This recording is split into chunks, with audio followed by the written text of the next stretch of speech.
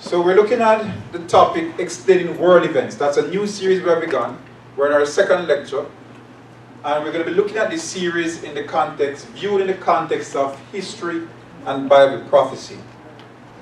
So we said the basis of our study is based on a statement found in the book of Education, page 179, the fifth paragraph, where it says, "The present is a time of overwhelming interest to all living. Rulers and statesmen, men who occupy positions of trust and authority, thinking men and women of all classes, have their attention fixed upon events taking place about us. They are watching the strained, restless relations that exist among the nations. They observe the intensity that is taking possession of every earthly element, and they recognize that something great and decisive is about to take place, that the world is on the verge of a stupendous crisis." So world events. So trying to explain world events. Explaining world events. And we found that in Review and Herald, November 8, 1891, that a statement is placed, that is made, that brings our nation into perspective, the United States of America. And it says here, "The prosperity of a nation is dependent upon the virtue and intelligence of its citizens. To secure these blessings, habits of strict temperance are indispensable. The history of ancient kingdoms is replete with lessons of warning for us. Luxury, self-indulgence, and dissipation prepare the way for their downfall." So we are said we need to look at ancient kingdoms, study their history, because there's a lesson for us to learn in that process. It remains to be seen whether our own republic, so not only US is brought into view, but our governmental system being a republic is brought into view. It remains to be seen whether our own republic will be admonished by their example and avoid their fate. So she's clearly saying here, in looking at prophetic occurrences, we need to understand in the light of past world kingdoms. And as it relates to the issue of America being a republic government, study previous kingdoms and see how they feared. Are we on a destiny to fear as they fear? Or is there a changing course? That's going to be our discussion this evening. So we're going to look at quick revision of what we did this morning. It won't be very long because some persons weren't here this morning and we have to have a basis for our discussion. We discussed in Daniel chapter 7 that there were 4 world kingdoms: Babylon, Medo-Persia, Greece, and Rome. I would say Rome itself had 4 stages. There's the Roman kingdom, the Roman Republic, the Roman Empire, and the fall of the Roman Empire. This morning we looked at the government of ancient Rome. That would say it was based on a republic, a republican system. Not republican in terms of the politics, but republican meaning the power is with the people. And we said a republic is a form of government in which citizens have the power to elect their leaders. And this was the structure. It was a tripartite structure. Here's the tripartite. 1, 2, 3. There was the consuls, 2 of them. They had veto power for each other. There was the senators, and there were the tribunes. And of course, there was another level called the citizen assembly. Within this whole framework, you had 3 important aspects of the government. You had the legislative branch that made the laws, the executive branch that executed the laws, and the judicial branch that what? Interpreted the laws. We learned likewise that the Republican system councils, the Senate had patricians, or these were the more upper class. The tribunes were the plebeians or the lower class. The system allowed rapid military expansion, and then a system of a constitution that was etched out on 12 tables.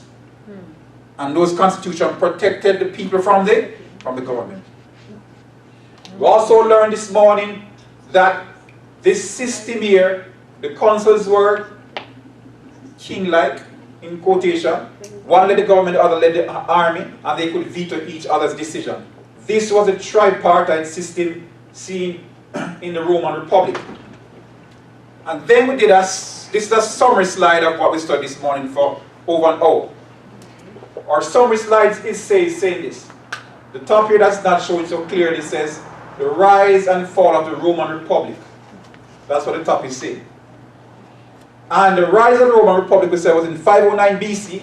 There was a tripartite government, system of checks and balances with 12 tables with laws, so-called constitution. And this system of government lasted for several hundred years until a turning point came when a war on terror was declared in 68 BC, when the Roman port of Ostia was set on fire by so-called pirates, or if you could say terrorists. All right? And Pompey's opponents were called into submission, and 2 laws were passed that was integral to undermine the Roman Republican system. And that was the Lex Gabinia and the Lex Manila. The Lex Gabinia gave Pompey power to execute war at a certain geographic area, the entire Mediterranean and 50 miles inland. And the Lex Manila gave him ability to initiate war and also initiate peace if he so choose. So the power was in how many persons? 1 man. And we saw that, followed after that, was the fall of the Republic and the rise of the empire. By 49 BC, Julius Caesar broke Roman law that forbade the legions from crossing the Rubicon into Italy proper. We discussed that. There was a law that says no standing army must enter into Italy proper. Why is that? The law forbade the military to police the citizens of Rome. Important point. The law forbade the military to police the citizens of Rome. So when Julius Caesar with his army marched across the Rubicon, in essence, they were declaring war. And there was indeed a civil war, and Julius Caesar came out winning, and he was established as a constitutional dictator, which their constitution did recognize, but he was in effect a dictator for life. And that we saw was the making of the fall of the Republic when the Rubicon was crossed. And then we saw a transition now into the empire phase. By 27 BC, the rise of the Roman Empire with Emperor Augustus Caesar, that is Julius Caesar's nephew, and what followed was a succession of imperial Roman emperors. Then we saw that in AD 313, Constantine passed the Edict of Milan. And in this edict, it was an edict that brought about tolerance to the churches, to all churches. And there was a subtle, if not overt, encouragement for churches to be what?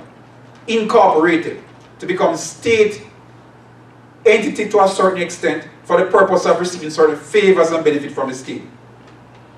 Then we saw that what followed in 321 AD was national civil law passed by Emperor Constantine, which we saw had 4 phases. And the end result was the last phase, which resulted in what? A death decree. And we saw that Seventh-day Sabbath-keeping Christians were persecuted. And we saw in the last phase a principle: national apostasy leads to national ruin. And we saw that by 476 AD commenced the fall of the Roman Empire. Starting in the Western Roman Empire, that Revelation chapter 8 and 9 gives in great detail. And the Roman Empire was absorbed into the 10 kingdoms of Europe. And in the process of doing that, we saw that one little horn rose amongst the 10 and ripped out by its root 3 of these kingdoms: the Vandals, the Ostrogoths, and the L.I.G.H.T. And thus rose to prominence by AD 538, the papacy. And the papacy had a long rule of dominance of 1,260 years. So what we have described here is the rise and fall of the Roman Republic. Now, we asked the question when concluding this morning, was, are we Rome? And we're going to spend some time and answer that. But I'm going to do something very interesting this evening. As I tend to do in the series I've done at this church and many other churches, whenever we're starting a discussion, I tend to want to establish the principle in terms of how we're going to do the discussion. Sometimes I use comparison, sometimes I use typology. You guys have seen that many times, right? So I'm not going to say nothing new. I'm going to do something very interesting approach this afternoon, which is God. Something that Jesus Christ spoke about. Let me set the backdrop. So I've been studying this topic for well over 10 years. And I can't find any Seventh-day Adventists writing about this. Apart from some of our pioneers. A very few, and the spirit of prophecy have a sprinkling of discussion, as I showed you earlier. I found that very interesting. And then I found this principle in the Bible that brought everything to my senses afterwards. This is what Jesus Christ says. And some of the Pharisees from among the multitude said unto him, Master, rebuke thy disciples. And he answered and said unto them, I tell you that, if these should hold their peace, the stones would immediately cry out. It's a fascinating statement that Jesus Christ made. What was Christ saying? So here was Christ teaching the people, and amongst them were Gentiles, Pharisees, and Israelites. Are you following me so far? And Christ was saying something to them. So the people were making an adoration of Christ quite appropriately. And the Pharisees said, Master, rebuke your disciples. And Christ said something very profound. If these disciples of mine don't speak, who's going to speak? The stone will immediately cry out. You guys got it? Let's apply it now in a spiritual sense. If the Pharisees of this church, or any church, says to the disciples, keep quiet, and disciples hold their peace, who is going to speak? The stones. Who are the stones? The Gentiles. Who are the Gentiles now? In the context of our discussion? Non-Christians. You guys got that principle? Some of you guys look shocked. You guys don't quite swallow that one as yet. So let me go one more time. Christ is saying something quite profound. And some of the Pharisees from among the multitude said unto him, Master, rebuke your disciples. Because the disciples were what? Proclaiming Christ. Yeah. Follow me. Christ in turn said to them, and he answered and said unto them, I tell you that, if these should hold their peace. What are these?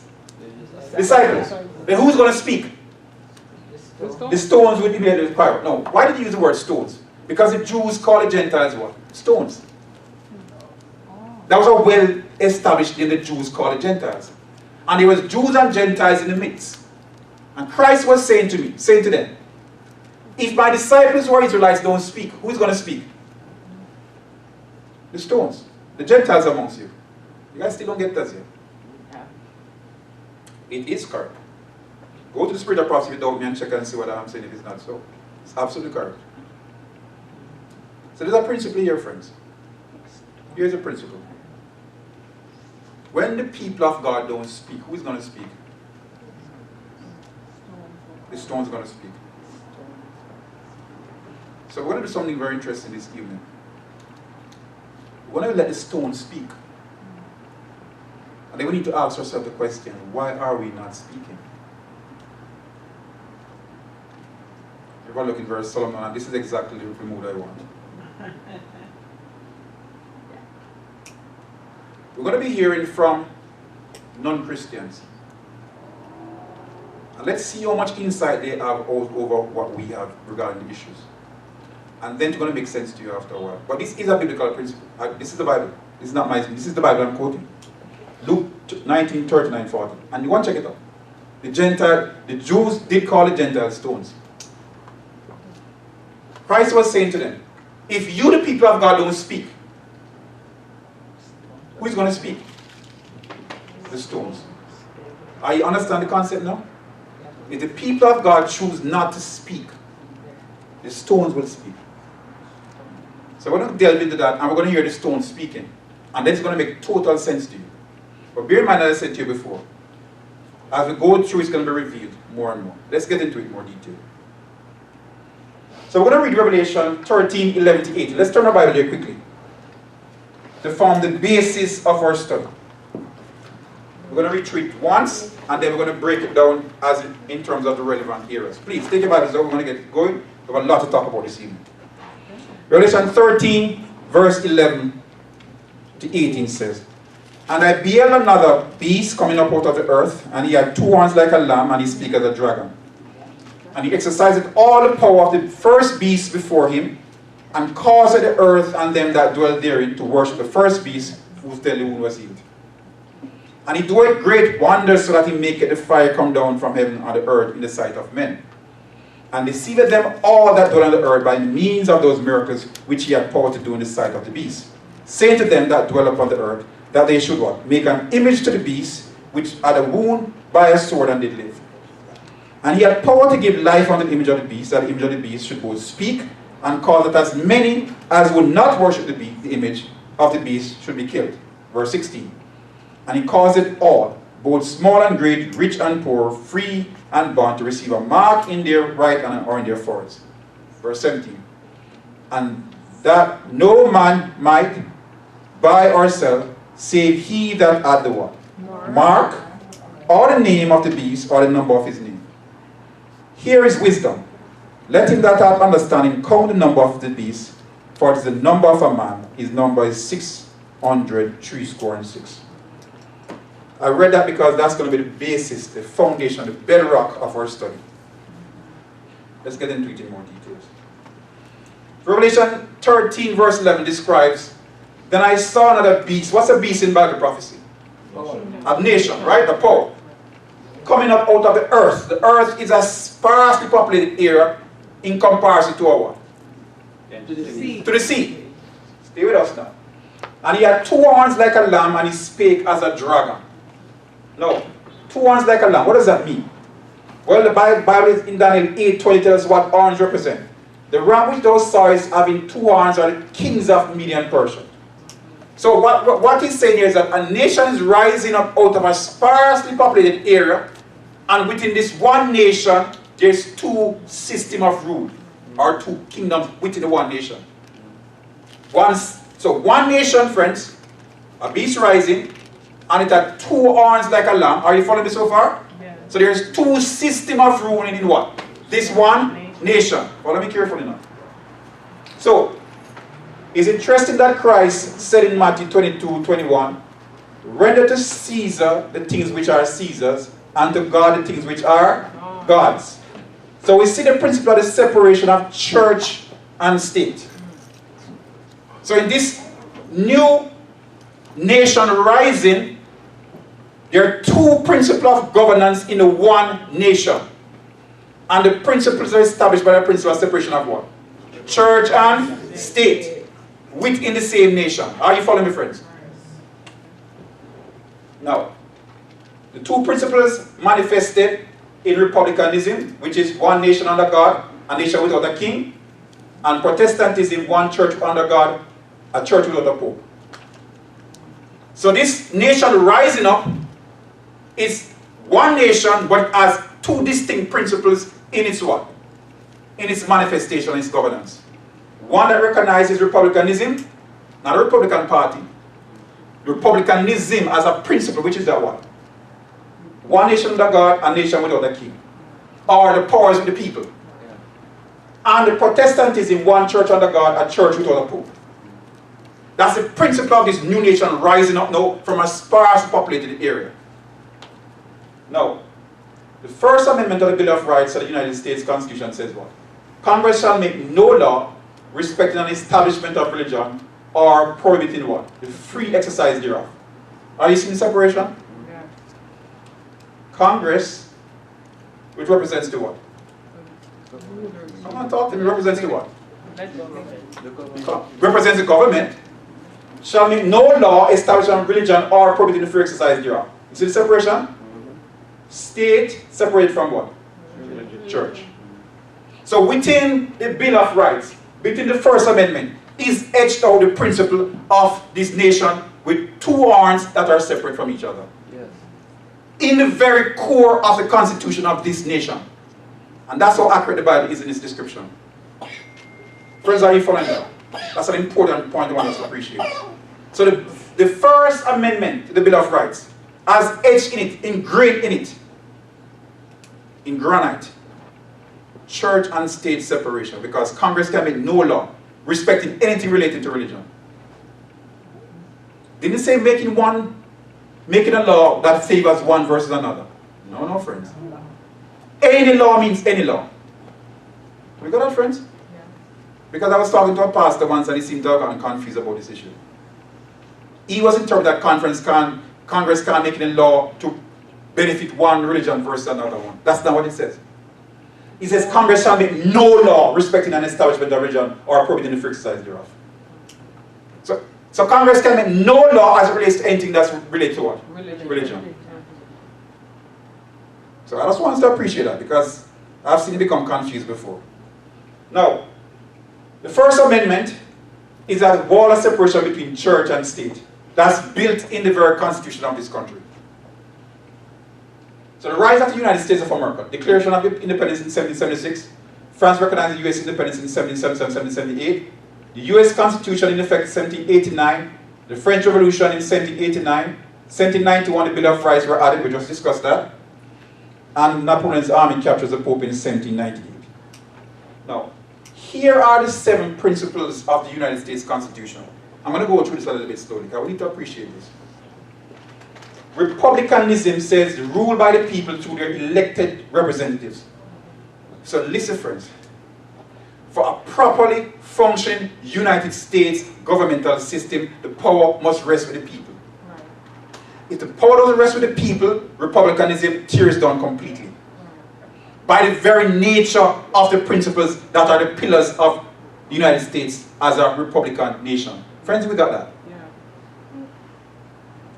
Ruled by the people through their elected representatives. So who does the power rest with? The people. Federalism, a system of government in which power is divided between a central government and the states. Friends, I'm being very deliberate. So if you have a system, friends, where there's central power and the central power takes the power from the states, are you seeing the starting of the collapse of the republicanism as a governmental system? Yes, because by the very nature, there is a central government, but the states have their own separate one, governance. Friends, are you following me? Yeah. Amen. Alright, let's go now. Separation of powers. The divisions of basic government rules into branches with no branch giving all the power. So friends, there's a legislative branch which make the laws. There's an executive branch that implement the laws, and there's a judicial branch that what? Interpret the laws. So for a properly functioning American Republican government, you need a legislative branch, judicial branch, and the executive branch having a balance of power, a separation of powers. We're going to explain what that means. So in other words, let me just hint at it before we get into it in details. Some things the executive branch do, the legislative branch can't do. Something the judicial branch do, neither other two branches can do. So you separate powers within this tripartite system of government. We're going to get to that soon. That's pregnant with meaning. Checks and balances. The ability of each branch of government to exercise control over the other two. So if you have a system where the executive branch is acting in ascendancy of the legislative and the judicial, are you seeing the undermining of the system? Absolutely. Limited government. Principle that requires all citizens, even the government leaders, to obey the laws. I want the church to hear what I'm saying. I'm sweating up here. You guys getting what I'm saying to you? I'm doing something very deliberate. Let me explain to you what I'm doing. This is what a properly functioning Republican government looks like. Friends, we got that? Yeah. So if it's not looking like this, friends, we're going to come back to that soon enough. Individual rights are guaranteed as inalienable rights in the Bill of Rights. So the Constitution does not give the United States citizens rights. It is supposed to protect their rights and protect their rights from the government. An inalienable right is one that is not given to you. It can't be taken from you. You can't even give it up. You can choose to succumb and let it go. Friends, we got that? That's what it means to have an inalienable right. It means a God-given right. Not based on the Constitution. Constitution is to protect that right. And protect the right from the government taking that right from the people. And lastly, popular sovereignty, which is that we the people define the final authority of the government. So let's go into some more detail. So, 3 branches of the government. Legislative branch, executive branch, judicial. A tripartite system, just like the Roman Republic. Are you following me so far? Tripartite. There's a Congress, there's a Senate, and there's the House of Representatives. The Congress has the Senate and House of Representatives. That's the Congress, Senate, House of Representatives. The executive has the President, the Vice President, and his cabinet. And the judicial branch of the Supreme Court, with 9 justices, and there are other federal courts. There's this called separation of powers now. Each branch has its own separate powers that the other 2 do not, thus limiting the other 2. So, only the legislative branch can make laws, coin money, establish taxes, borrows money, declares war, establish post offices, make lower courts, make laws about naturalization, make laws about naturalization, make laws about naturalization. Only legislative branch. Fixes weights and measurements. Only executive branch enforces laws, is commander-in-chief, appoints judges, pardons vetos, makes the State of the Union address and calls special sessions. Only the executive branch. And only judges interpret the Constitution. So that's a principle of separation of powers within the United States Republican structure. Are you following me so far, Brethren? Yes. Let's go one step further. What does it mean by constitutional checks and balances for protection? The legislative branch, Congress approves the presidential nomination and controls the budget.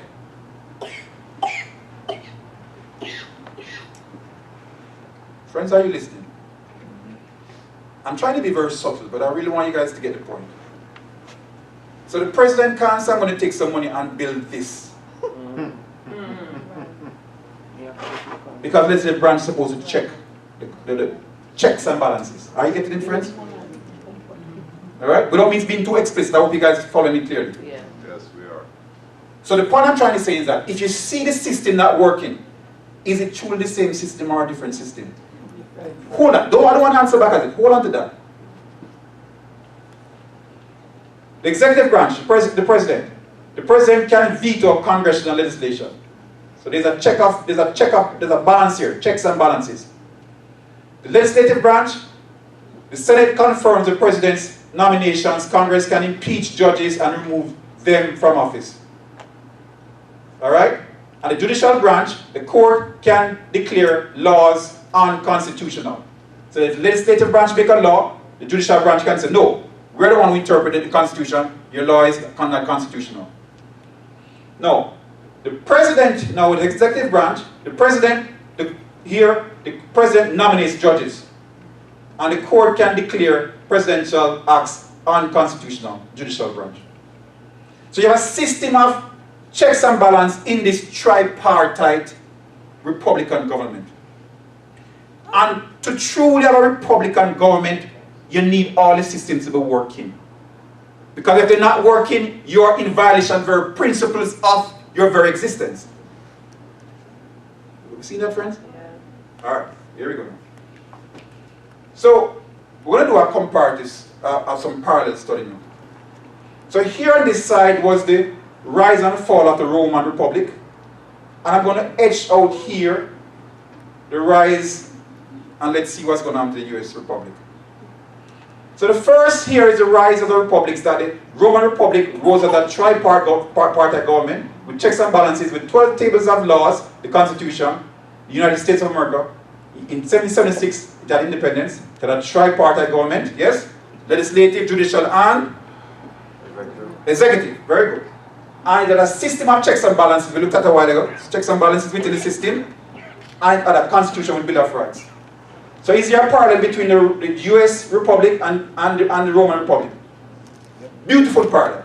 As a matter of fact, if you go back and read the framing of the Constitution and how it came about, the forefathers went and borrowed from the Roman Republic to establish the United States Constitution. Check me up on that. That's actually factual. They were men of history. And they borrowed from the Roman Republic Constitution to establish the United States Constitution. That's how this is how this Constitution came about. Now, the turning point, war and terror repudiation of the Constitution. That was a turning point. Here we learned that for the Roman Republic, the turning point from these many years of being a republic that functioned was that there was a terrorist attack, so-called burning of the port of Ostia in 68 BC. And we saw that Pompey's opponents were called into submission, and 2 laws were passed which undermined the footings of the Roman Republic and their constitution. We learned those 2 laws were the Lex Gabinia and the Lex Manila from this morning, yes? Now we want to talk about the United States now. Turning point, war and terror with repudiation of the Constitution. On September 11, 2001, terrorist attacks on the World Trade Center, war and terror was declared, and the Patriot Act of 2001 was passed. Who know what I'm talking about? All right, everybody's following me so far. Very good. In 2001, post 9/11, Congress enacted the Patriot Act by overwhelming bipartisan margins, arming law enforcement with new tools to detect and prevent terrorism. The USA Patriot Act was passed nearly unanimously by the Senate 98 to 1 and 357 to 66 in the House, with the support of members from across the political spectrum. So as it was in the Roman Republic, it was unheard of for the port of for a Roman colony to be attacked. And in 68 BC, the Roman port of Ostia was attacked, destroyed, pillaged, and fear struck the Roman Republic. And Pompey called the Senate to say, we're having a war on terror. This is history, friends. Go and read it. We did that this morning in great more detail than I'm going to right now. And we're seeing the parallel in 2001, where it's unheard of for the United States of America, homeland, to have received such an attack. And there was this hoopla and this great fear. And what's supposed to be a divided Senate and a divided Congress, 98 to 1. And look at the House vote, 357 to 66. Overwhelming push for the passage of the Patriot Act. And then we had this president. You are either with us or you are against us in the fight against terror. I think there was a third option. I'm not with you or against you, I'm just neutral. No. You either one. With us or against us. So here, on October 26, 2001, President Bush signed the Patriot Act. I find this a most fascinating picture. Yes. You know what I find so fascinating? People signing something that's going to be so draconian. Look who's smiling. This one is smiling, that's smiling, that's smiling. This man have his camera ready. That's amazing. You guys don't find that? That's actually an interesting slide. Agreed. I find it very, very interesting to see something being signed and people's response to the signature. Now, hear what President Bush said at the sign of the Patriot Act, October 26, 2001. But one thing is for certain, these terrorists must be pursued. They must be defeated. They must be brought to justice. And that is the purpose of this legislation. You know what's so fascinating about the war on terror? It's all over the world. Worldwide. Whoa. Is that the best enemy to have? Enemy that's everywhere? Because you can go everywhere then. Yeah. Yep. You guys are not listening to me. I'm making some very subtle point. I can't speak too clearly because it's been taped. You guys have to understand what I'm saying. The best enemies to have is a phantom. You can't see him. You can't touch him. He's everywhere. Remember I said something to you guys earlier this morning? That when the Bible shows a prophecy, the first occurrence of something being fulfilled, the second is always what? So we saw that in the Lex Gabinia, it was just, Pompey's command was just around the Mediterranean and 50 miles inland. With this phantom enemy, Worldwide. the battlefield is worldwide. And we learned that the Lex Manila gave Pompey full power, but power where? Just in that geographic area. With a phantom enemy and a war on terror. Your power is now what? Worldwide. Worldwide. This is what he says. And that is the purpose of this legislation. Since the 11th of September, the men and women of our intelligence and law enforcement agencies have been relentless in their response to new and sudden challenges. We have seen the horrors terrorists can inflict. We may never know what horrors our country was spared by the diligent and determined work of our police forces, FBI, ATF agents, federal marshals, custom officers, secret service, intelligence professionals, and local law enforcement officials. Under the most trying conditions, they are serving this country with excellence and often with bravery. They deserve our full support and every means of help that we can provide. We are dealing with terrorists who operate by highly sophisticated methods and technologies. That's a load of that's foolishness. That's foolishness, friends. Total. I mean, just think it through, friends. These are supposed terrorists in some of the most poorest parts of the world. Think it through, friends. Think it through. The bill before me takes account of the new realities and dangers posed by modern terrorists. Sound like Pompey speaking, right? Yeah. It will help law enforcement to identify, to dismantle, disrupt, and to punish terrorists before they strike. So we're going to look at some aspects of the Patriot Act, and you must tell me, based on what we just studied before, if it's constitutional or not. So let's go at it. U.S. Patriot Act, uniting and strengthening America by providing appropriate tools required to intercept and obstruct terrorism, Act of 2001. So here are the different elements of the Patriot Act. Title 1, enhancing domestic security against terrorism. Title 2, surveillance procedures. Listen, friends. Title 3, anti-money laundering to prevent terrorism. Title 4, border security. That seems to be very topical now, isn't it? Title 5, removing obstacles to investigating terrorism. Doesn't that all hinge on who's a terrorist? Friends, hint. Doesn't that hinge on who's a terrorist? So if you define a terrorist to be who you want, this can be quite a draconian attempt. Let's go further. Victims and families of victims of terrorism. Increased information sharing for critical infrastructure protection. Terrorism criminal law. Improved intelligence and miscellaneous. So is the Patriot Act unconstitutional? Let's go ahead.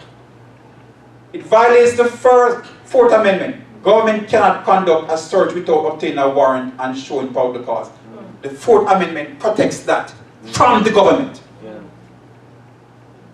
The Constitution does not give you the right, it does what? Protects what is inalienable already. It violates the First Amendment guarantee of free speech by prohibiting the recipients of search orders from telling others about those orders. It violates the First Amendment by effectively authorizing the FBI to launch investigations of American citizens, in part for exercising their freedom of speech. I'm sure you know that. That based on what you're saying over the different... Absolutely. You're being listened to. Yeah. You're being surveyed. You know that. That's not a discussion anymore. We all accept that to be true. Violates the Fourth Amendment by failing to provide notice, even after the fact, to persons whose privacy has been compromised. Notice is also a key element of due process, which is guaranteed by the Fifth Amendment. So due process has been compromised. So, I put to you that there's been a crime scene, and these two buildings were in effect the Bill of Rights, and these planes were really Scud missiles, labeled the Patriot Act, that took down these Bill of Rights. Mercy. Biggest propaganda. Friends, are you following me? Are you seeing the parallel between what happened with Rome under Pompey and what happened in this republic under then President Bush? Are you seeing the parallel? Yes. Republican system working pretty well, so it seems. And we see this one, war and terror. And laws are being passed that undermines the pillars of the Constitution and this Republican system. It's going to get even more interesting. So the Patriot Act was signed by George Bush in October 26, 2001. President Barack Obama signed the Patriot Act extension in 2011. Listen, friends. Passed the Patriot Act that expired in 2015, and the US Freedom Act restores expired parts. This was a brilliant move. People were wailing and complaining about this Patriot Act and this whole issue of having people under surveillance. So what they did was that? Change the name from the Patriot Act to call it what? US Freedom Act. That's why you call it propaganda. And then you guys have studied propaganda in school? That's propaganda. One way of propaganda is this. You change the wording and from a negative meaning to give it a what? Positive spin. So the question is this. This USA Freedom Act, is it the same or the same elements as the Patriot Act? Let's just see. So, US Freedom Act, what's in it, what's not? This is from the Washington Post. I'm just reading for what it says here. The US Freedom Act, passed by Congress and signed by the President Tuesday night, reauthorizes parts of the Patriot Act. So, what's in the Patriot Act? Instead of bulk data collection, the bill authorized the government to collect from phone companies up to 2 hops of call records related to a suspect, if the government can prove it has reasonable suspicion that the suspect is linked to a terrorist organization. All depends on how you define what's a terrorist organization. It gives private companies more opportunities to publicly report information about the number of Foreign Intelligence Surveillance Act orders that they received. So the authorities can ask from these private companies intelligence surveillance on individuals and get their private information. It extends the expiration of the 3 Patriot Act provisions, Section 215, roving wiretaps and the Lone Wolf Surveillance Authority to December 2019.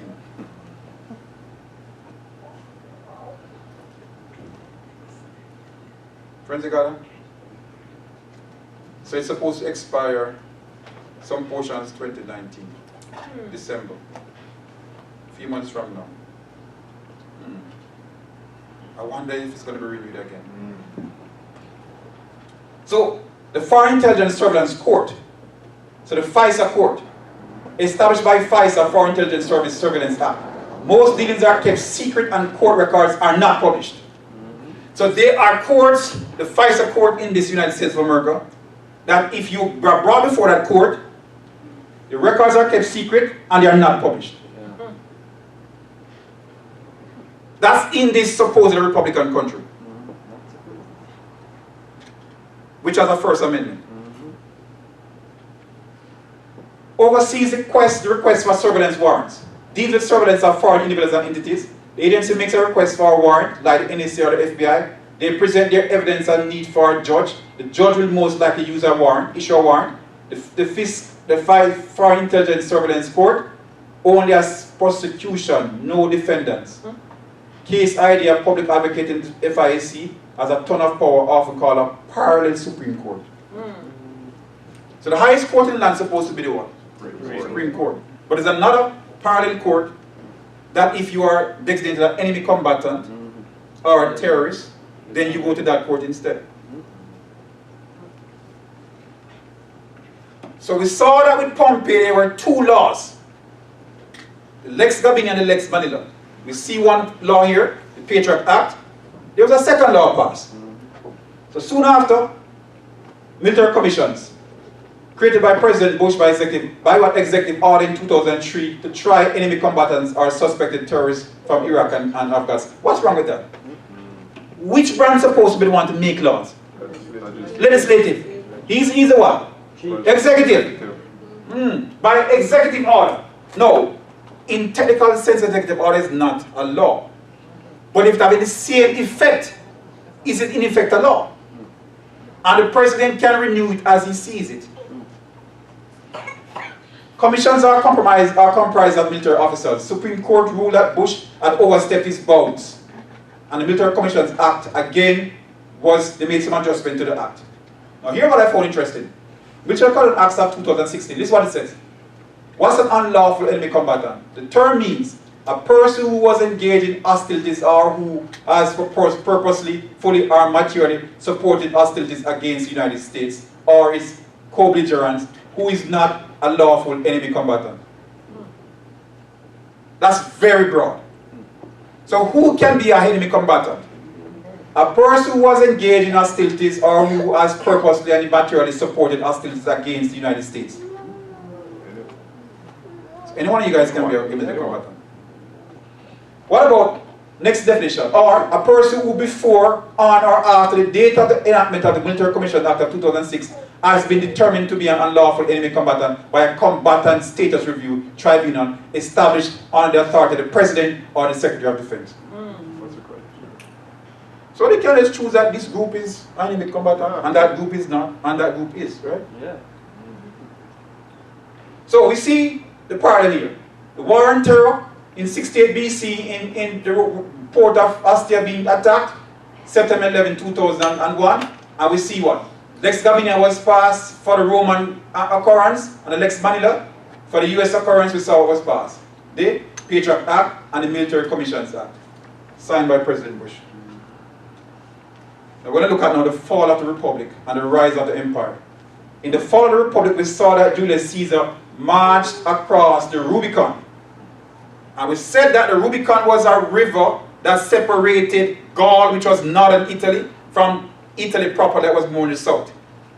It was a Roman law that says no standing army must leave and enter into Rome proper. Why? It was illegal for the military to police the Roman citizens. Are you understand that, friends? Yes. And once that occurred, the Republic fell and the Empire rose. So crossing the Rubicon has some serious implications. Crossing the Rubicon is a determination if you switch from a republic to an empire. Because when Julius Caesar crossed into Rome proper by crossing the Rubicon, what was followed after that? War. Civil War. And what rose up after that?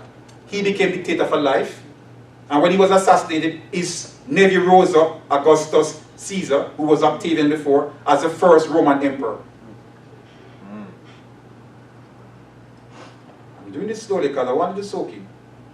So we're going to go now, we're going to discuss now what's the fall and the rise of the United States of America. So the fall of the US Republic and the rise of the USA Empire. The Posse Comitatus Act is a United States federal law passed on June 18, 1878 with the intention of substantially limiting the powers of the federal government to use the military for law enforcement. So there's a law that they call the Posse Comitatus Act, which prevents the arbitrary use by the federal government to send military forces to police the United States of America citizens. Friends, are you following me so far? Let me go one more time. The Posse Comitatus Act is a United States federal law passed on June 18, 1878 with the intention to substantially limit the powers of the federal government to use the military for law enforcement. So from as early as 1878 in this country, the federal government, not talking the state now, the state can send out the National Guards determining what the issues are, like a disaster. Right. Alright? So a disaster in Florida right now, the Florida governor can send out the National Guards. Yeah. Florida governor, not the federal government. Yes. Friends, are you getting that? Yeah. Get the point clearly. So there's a law in the books that forbid the federal government to have military dispersed amongst the people, the citizens. Are you getting that? Yeah. That's the essence of the Posse Comitatus Act.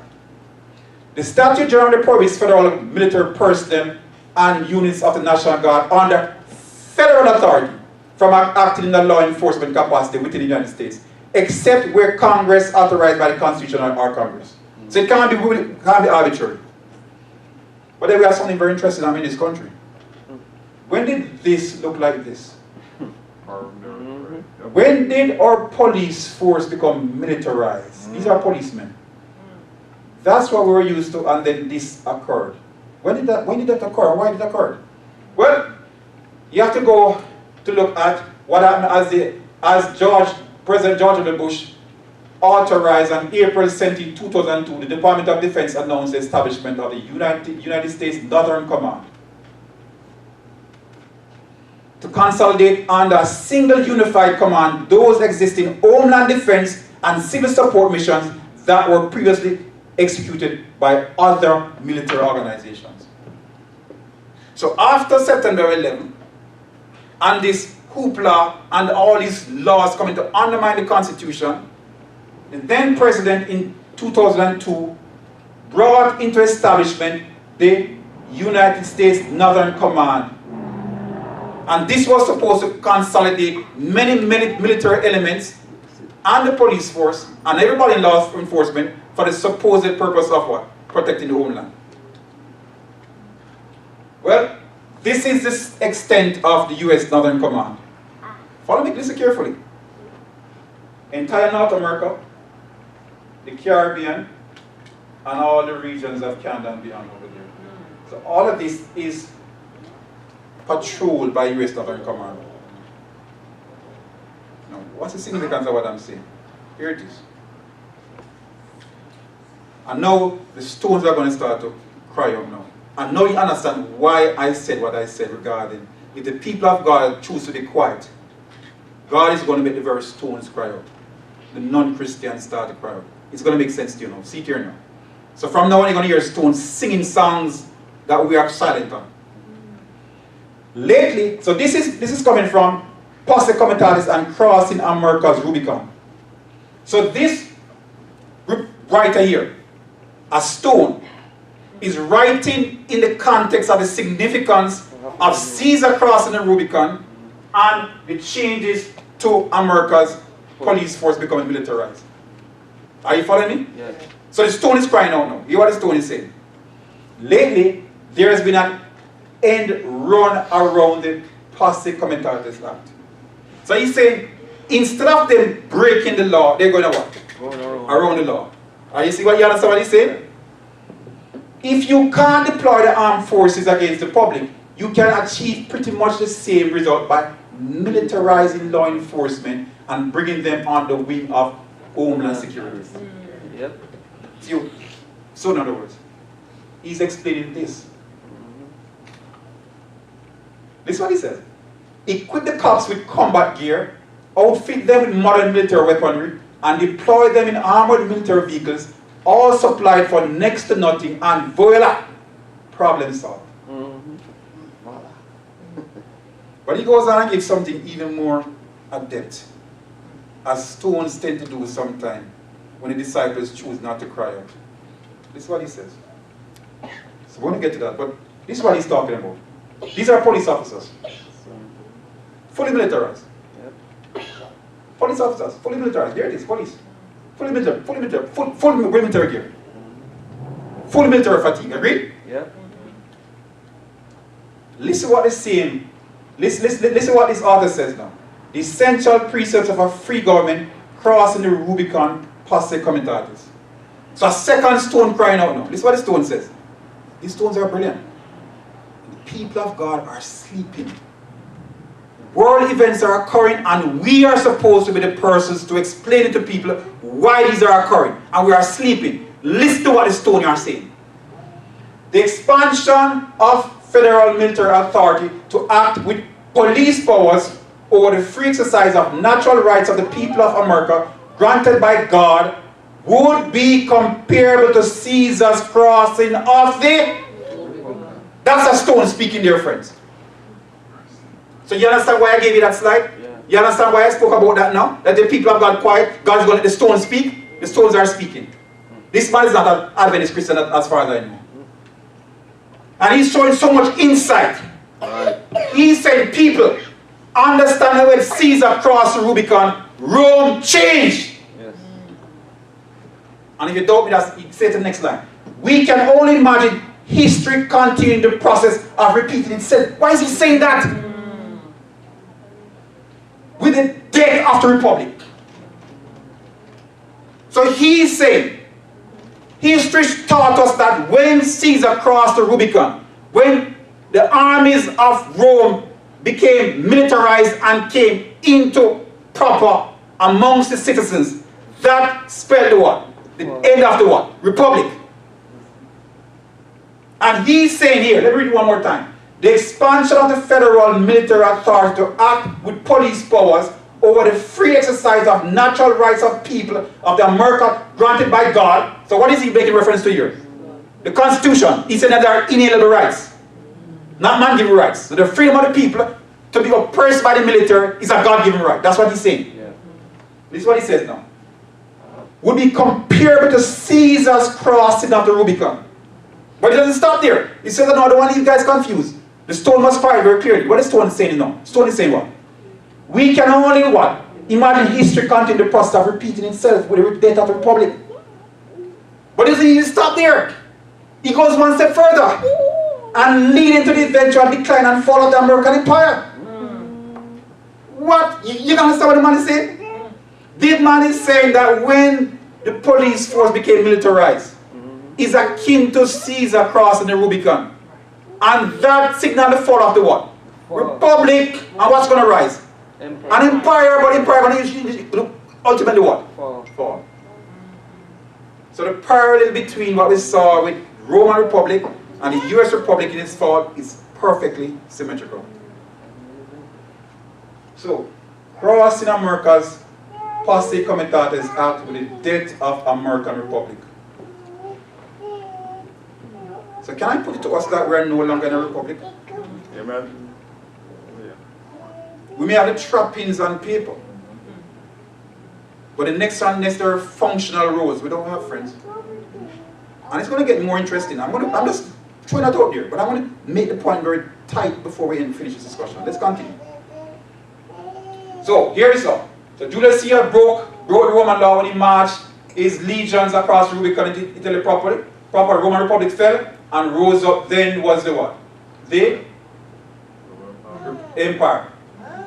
Similar parallel here, establishment of NORTCOM by President Trump and skirting the constraints of the Posse Comitatus Act.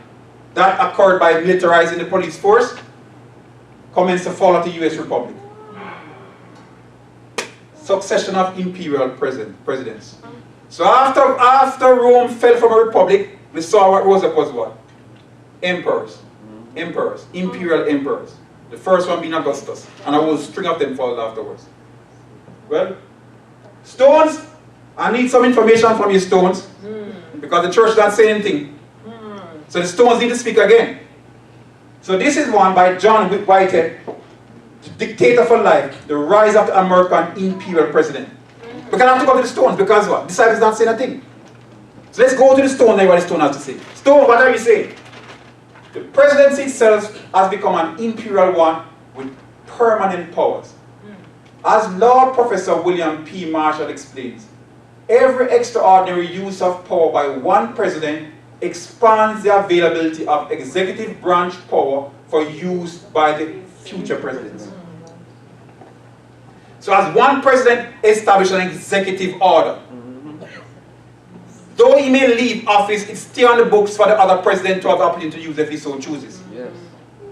So as the presidents, like a relay, as they made these executive orders, it in essence elevating the executive branch above the what? Legislative and above the what? Judicial. So in essence, what are you doing? Do you truly have a functional republic then? No. Absolutely not.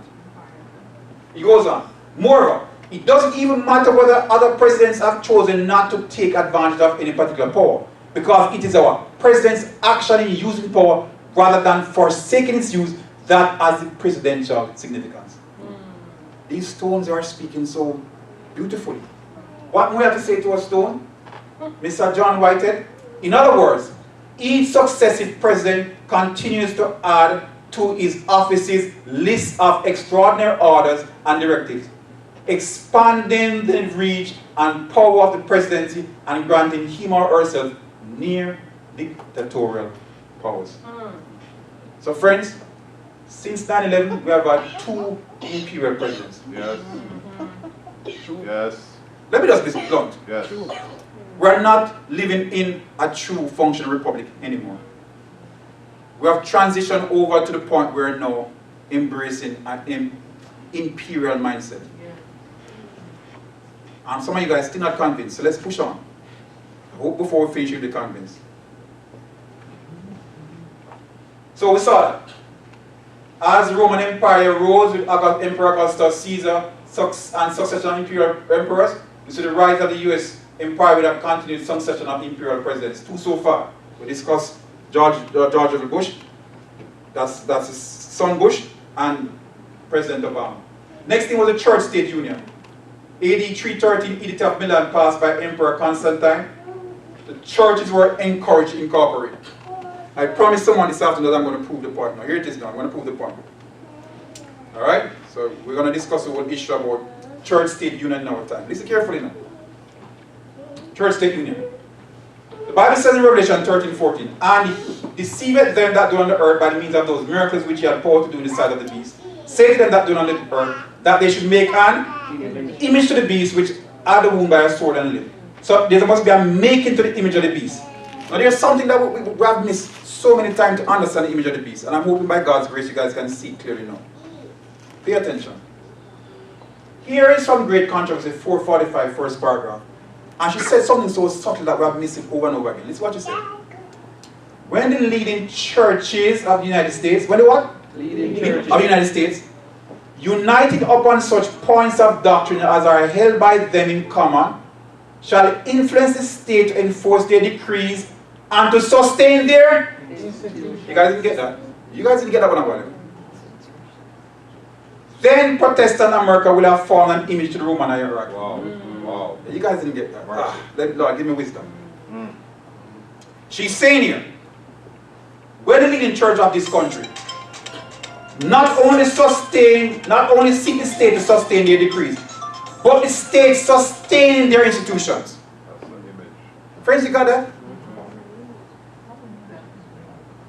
We're not going to move here until you guys get this. We get it. Let's go one more time.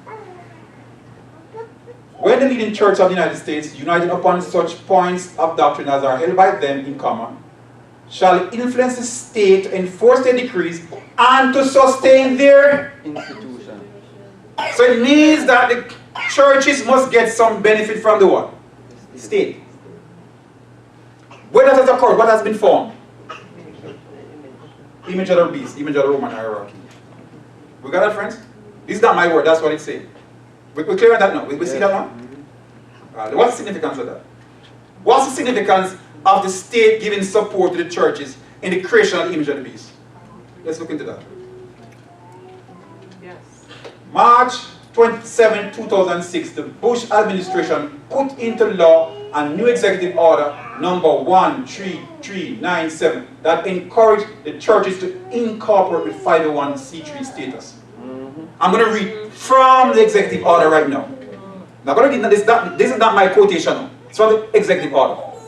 Section 3 says, responsibilities of the Center for Faith-Based and Community Initiatives in carrying out the purpose set forth in Section 2 of this order, the Center shall be coordinate a comprehensive departmental effort to incorporate faith-based and other community organizations in department programs and initiatives to the greatest extent possible. So did we learn with the Edict of Milan that Constantine did what? No, what John Church, he what? He incorporated the churches so they could get their property back and get special privileges. We see in 2006, then President Bush signed an executive order. That intent was to get the churches incorporated to the greatest extent possible. This what I've read, dear friends, is not that's a quotation from Section 3 in the very executive order 13397. So why is it necessary? Why is it so important for Constantine to have the churches incorporated? Why is it so important that President Bush required to the greatest extent possible to have the churches incorporated?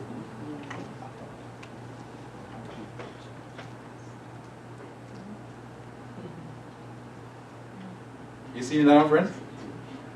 You guys still don't see that yet? Whoa, tough even. All right, let's press through. We're going to get back to that point. No, we're going to deal with the point right now. So, here it is. What does it mean to incorporate? I think that's where the basis lies on. So here he was signing, and you see all these religious leaders around him. You see that? So this is in March 2006. He's signing this faith-based initiative order.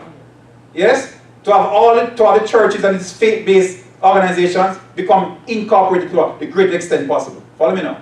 And there he's signing right there. And all these religious leaders here from different faiths are signed, looking quite happy again. Quite happy again. What is the 501c3? Well, in 1954, Senator Lyndon Johnson slipped an amendment called the 501c3 Corporation on the end of the Ways and Means Bill approving funds for the use by not-for-profit agencies. 501c3 of a corporation is a business corporation and an instrument of the government organizing the privilege of what? Tax exemption. So when a church becomes 501c3 incorporated, they have tax exemption privilege. They can bring in things, they can buy in things, they can do business, and they what? They don't have to pay certain taxes that are required. Now, when a church accepts the 501c3, that church becomes controlled by a spirit of fear, and if it doesn't toe the line, the IRS, it can lose its tax status. And they can retroactively ask back for their money. Yes. Yeah, they can. At any time. They can. That's a state law. Becomes a state church. How many church listening what I'm saying? Yes, we are. Some political activity like advocating and lobbying for legislation is acceptable. Some is acceptable. However, it prevents endorsement and campaigning for or against candidates on the pulpit. Understand this, friends. You become a state church. You cannot endorse any, prevents endorsement and campaigning for or against candidates on the pulpit. Prevents politicians from receiving tax-deductible finances from churches. So when a church becomes incorporated, they cannot from the pulpit endorse any candidate, and they can't get any dark money, that's the name they call it, dark money, from any churches to fund any political party. We'll get to that soon. You got that, Bridget? So when a church is incorporated, let me go again. There are certain restrictions. The pastors can't stand in the pulpit and support a particular party. They can't. Not only that, they can't get any dark, the political party can't get any dark money from any particular church. A church can't say, hey, take $1 million. It can't occur. Under the 501c3. Now, what was interesting is this. President Bush started this faith-based initiative in 2006. But we're going to see that in 2009, President Obama pushed it beyond an initiative to make that actual office. This is what he did. Obama administration have elevated a faith-based initiative, which was started by George Bush, yes, to a new White House Office of Faith-Based and Enabled Partnership. At the appointment of Joshua DeBoer, a former associate pastor and advisor to President Obama in his U.S. Senate office and campaign director of religious affairs, President Obama said, this is what everybody said now, Joshua understands the issues at stake, knows the people involved, and will be able to bring everyone together from both the secular and faith-based communities, from academia and politics around our common goals. This, the White House Office of Faith-Based Enabled Partnerships, the White House Office of the Press Secretary, and that's the date 2009. So what was the initiative by President Bush has now been elevated to what? Actual office. And there you go again, that beautiful picture. He's signing that executive order, and everybody seems to be very happy. Amazing. And you guys trying to convince yourself that it matters if it's Republican or Democrat? Brothers and sisters, please, let's wake up and stop this nonsense. Amen. When you run a relay, friends, it doesn't matter who finished the race. Your job is to pass the baton on. He who have here, let them hear what I'm just saying, what I said a while ago.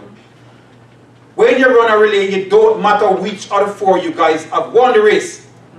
Your job is to run your part and pass the baton on. So you start with an office of faith-based initiative, you push it to our office of what? No, you start with a faith-based initiative, you push it to our office of what? Faith-based and enabled partnerships. Intent was started churches what? Incorporated what? Great extent what? Possible. You gonna understand the meaning? That soon as that will have pregnant with meaning soon. That's gonna give birth soon. So here it is. Start, run the race, pass the baton on. So a state church system. I love this slide. The state is actually above the church. I wonder if it's going to change. Oh, yes. Now let's see. So, Revelation 13:15 says, and he had power to give life unto the image of the beast, that the image of the beast should both speak and cause that as many as should worship the image of the beast should be killed. So the image of the beast is formed first, but it needs to get what after that? Life. And how you know it have life? Because it's going to what? Speak and cause. Get the image of friends. An image is being formed, if the beast is being formed, which we saw, that was what went what? When we see that what? The churches, the popular churches, having their decrees and their very business being supported and sustained by what? The state, then the image of the beast is formed. Yes. And that has been formed already. We just saw that a while ago. But it doesn't stop there. The image must now get what now? Life. And he had what? Power to give life to the image of the beast. And how are you going to know the image of the beast have life? To speak and cause. You got that, friends? Yes. So then came Donald Constantine. And if I've never seen two people so similar, one of them has surely have miserable bad luck. Now the stones are going to speak again because we're quiet. So the stones have to, it's remarkable. I've spent over 10 years studying what I'm showing this comparative study between the fall of the Roman Republic and the fall of the US Republic. And it's remarkable. I have found the stones to be so precise in their analysis. Because the disciples have kept quiet. Because the Pharisees have told them to keep quiet. You guys not getting that. You guys miss you guys a while ago. You guys didn't get that a while ago. The Pharisees, who sometimes live at the conference level, have said to the disciples, who sometimes be the pastors of the churches, to keep quiet, and they listen to them. And Christ says what? If these hold their peace, the stones shall what? Cry out. The stones are going to cry out now. So I'm going to let you hear from a stone now, crying out. What is the comparison between Donald Trump and Constantine? Stone speak. I won't say much, the stone speak. Hear what the stone says. Constantine and Trump, is history repeating itself? Whoa. Israel Today, April 9, 2017 by Brian Hennessy. A stone. The stone speaking now. And the stone is saying, I am seeing a troubling comparison between these two men, and is history repeating itself. Bear in mind, we learned before that Constantine was the one who brought in the what? Church-state union, and subsequently the Sunday law. And this man is worried about this man, Trump, being Constantine, and vice versa. Here's the argument, not mine, here's the argument. Hear what the stone saying. An eerie parallel is beginning to emerge between the newly elected American president and the 4th century emperor of Rome, which is who? Constantine. If it continues on course, it does not bode well for either the body of the Messiah or Israel.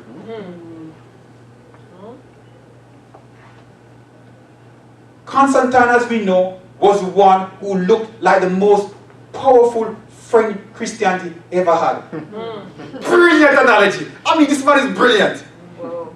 You guys hear what the man said? But in fact, he was the one who became his greatest betrayer, sending the faith spiraling into apostasy for centuries afterwards. Before he became emperor, Christians were suffering terribly under the Roman emperors.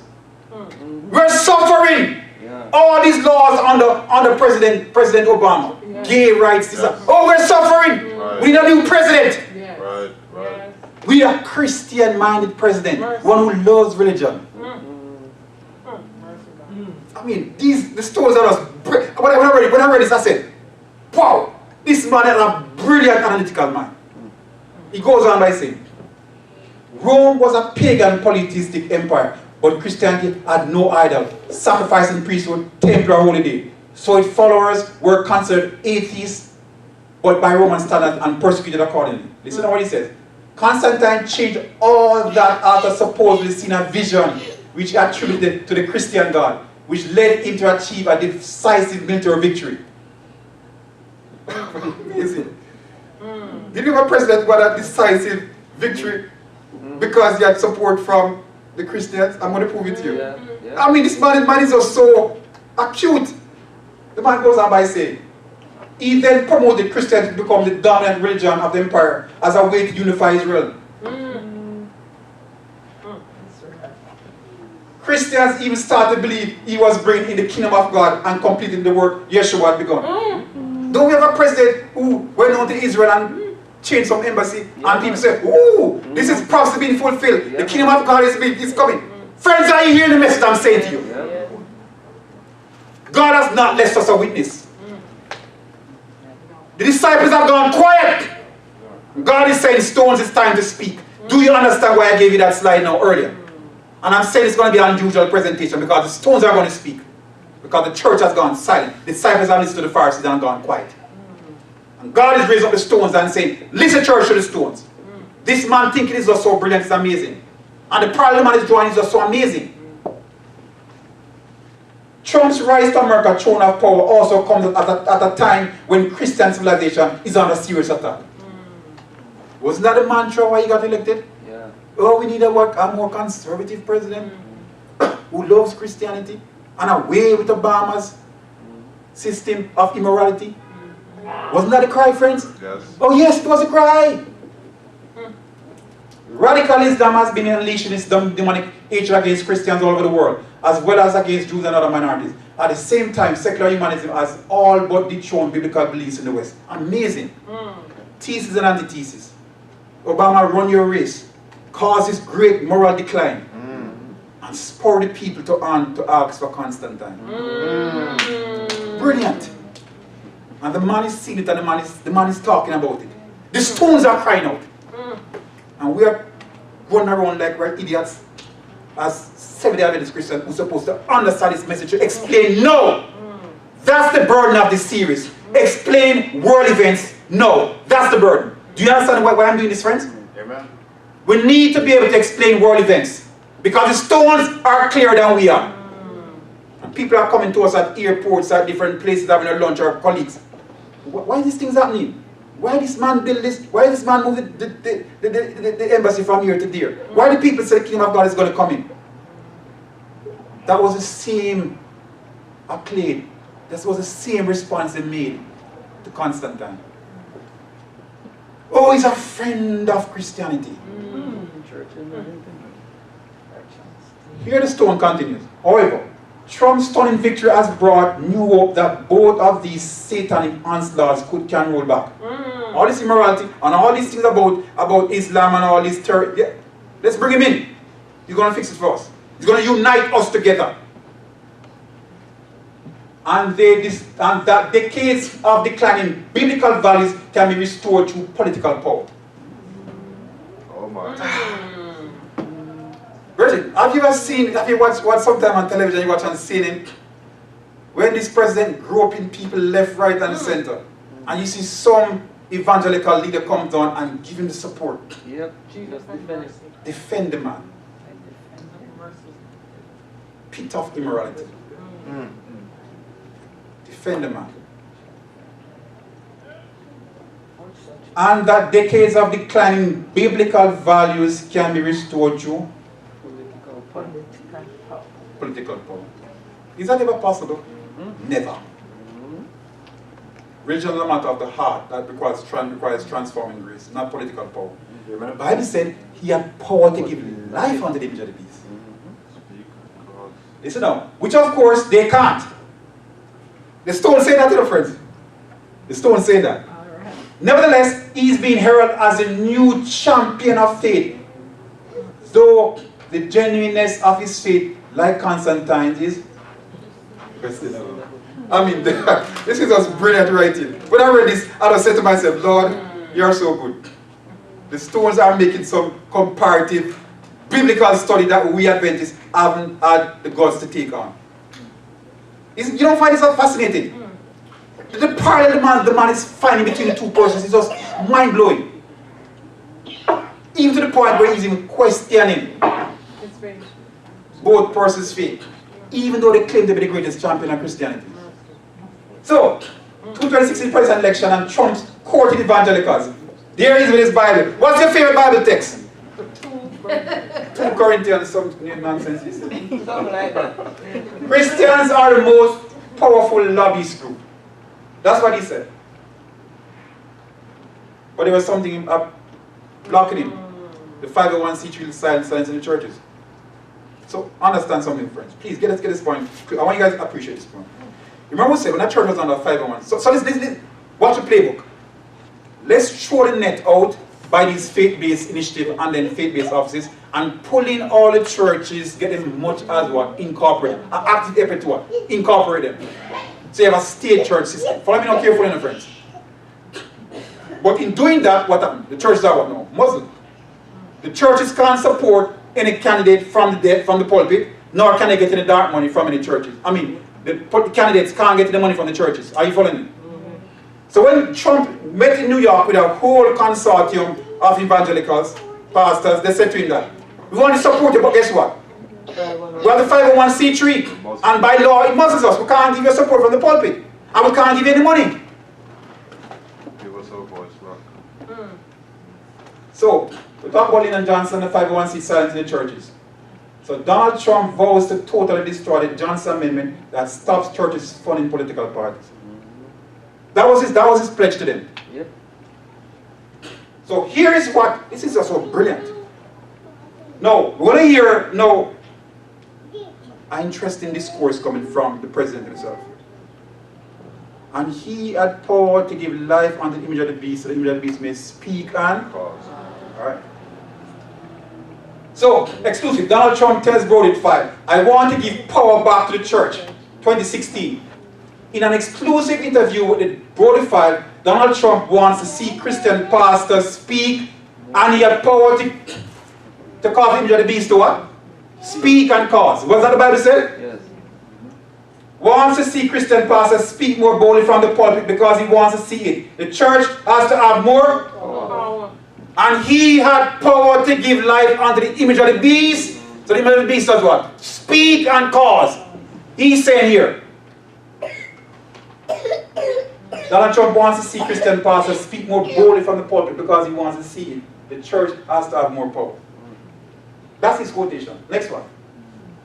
They have taken a lot of power away from the church. I want to give power back to the church. I want pastors and ministers to be able to get up and speak on behalf of Christianity, and therefore, they are afraid to do it right now because they don't want to lose their tax-exempt status. We will take care of that. That's his words. Quotations. Yep. Give us Constantine. He's a friend of the church. And his intention is to what? Jail us and drive us behind his chariot. Mercy. And put some of us in bondage, and some of us are going to be martyrs. Next one. Trump to evangelicals. I'm going to give churches their voice back. See, this is all in election time, my friends. I'm showing you, September 2016. That was his promise. To win them over. Addressing the 11th annual gathering of the Conservative Values Voter Summit in Washington, the GOP nominee said the first thing he would do is give our churches their voice back. And he shall have power to do what? Many people of the beast what? Speak and cause. And they blessed him. They lay on him and they blessed him. And they blessed him and they sent him out with a blessing. And bam!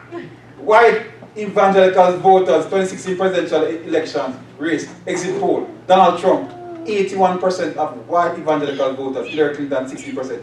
White evangelical voters helped give Trump victory. We have gone Constantine, the friend of the church. And he won. Trump takes power. And he had power to give life unto the image of the beast. So the image of the beast would what? Speak and cause. So if you want to read, if you want to study some more on this, you can go to this YouTube link, the Trump Deceptions, Church and State. No, this is after the election now. This is next year. February next year. February 2017, a bill, the Free Speech Fairness Act, that was a House Resolution 781, 1115 Congress, was introduced in the Congress. It would lift the restrictions the Johnson Amendment provide on political speech by pastors from the pulpit. It failed. But here's something. The Bible made it quite clear that he's going to do this by power, not by speech. A country speaks through its what? Laws. Laws. So it had to fail because the prophet says it's going to fail. But he's going to cause the same effect through his what? Power. You guys got that? Yes. There was a law with intent to pass that would have dissolved the Johnson Amendment. It failed because the prophet said it didn't power, he didn't speak and give power to the image of the beast. He had power to give to the image of the beast. When a country speaks, it speaks by what? Its laws. So there's no law that's going to pass to give life to the image of the beast. There won't be a law to pass to give image to the life of the beast. Life of the image of the beast will get life through the power of someone who has power to give it life. Then it's going to speak. I want you guys to let me see if I can go back and you guys understand that point. Because it's so important. I don't want you guys to miss this point. Oh, I'm sure I passed it. No, let's go back. Here it is. And he, talk about the United States of America, the second beast, had power to give life under the image of the beast. So the image of the beast is going to get life through what? Power. When it gets that power, then the image of the beast should both what? Speak and cause. He did not say he spoke and gave life to the image of the beast. That would mean that it require what? A legislative action. But that's not what the Bible says. So that's why this resolution we discussed a while ago, this law, had to fail. Because the Bible says it's not going to be a law that's going to give life to the image of the beast. It's going to be what? Somebody using what? Power to give life to the image of the beast. Then the image of the beast now is going to start to influence legislation by speaking itself and enforcement by causing. You guys get the difference? Who don't understand that? Raise your hand, please. Don't be shy. So we all understand that. I'm not so convinced as yet, but afterwards we come back to that point. But it's a very, very important point. And I've been watching these to the very words in our friends. I'm not exaggerating, I'm telling the truth. I've been watching these occurrences to the very words. Let's go back to where we were now. So here we are now. So here we are now. So it failed. Alright? Didn't go through. Failed. But then in the February that same year at the prayer breakfast, he said this: Christian faith is not the past, but the present and the future. It is a foundation of progress. And I pledge to you that if I win, we're going to end the Johnson Amendment, which takes away the voice of pastors. That was his promise. And true to form, May 4, 2017, he used his power to start to change that by making an executive order. A president executive order is not a law, it's through his executive what? Power. So President Trump signs executive order aimed at easing an IRS rule limiting political activity for religious organizations. You guys get that, friends? Yes. So instead of passing a law, the law failed. He wrote an executive order through his power, which is not a law, which now says to the IRS, ease your restrictions on these churches that are that have executive, that have the 501c3. So let me go again. He wrote an executive order that says, IRS, ease those tight restrictions on churches that they can't get involved in political activity, that they can't do this, they can't do that. Ease that. Through his what? Through his power. Now, here's what I found another stone crying out. This is a very astute gentleman called Edward Watts. A stone again. This is what he says. Aspects of our modern politics remind University of California and San Diego historian Edward Watts of the last century of the Roman Republic, roughly 130 BC to 27 BC. This is the time of the transition from the Republic to the Empire. That's why he took a fresh look at the period in his new book, Mortal Republic, How Rome Fell into Tyranny. So the stones are going to speak again. This man writes a new book because he sees some interesting parallel between the two republics. This is what he says. This is his writing. He's writing. What chronicles the ways of republic, with a population once devoted to national service and personal honor, was torn to shreds by growing wealth inequality, partisan gridlock, political violence, and pandering politicians. He's talking about his country. US or ancient Rome? Both. Beautiful. You got it, you got it, Ella. Both.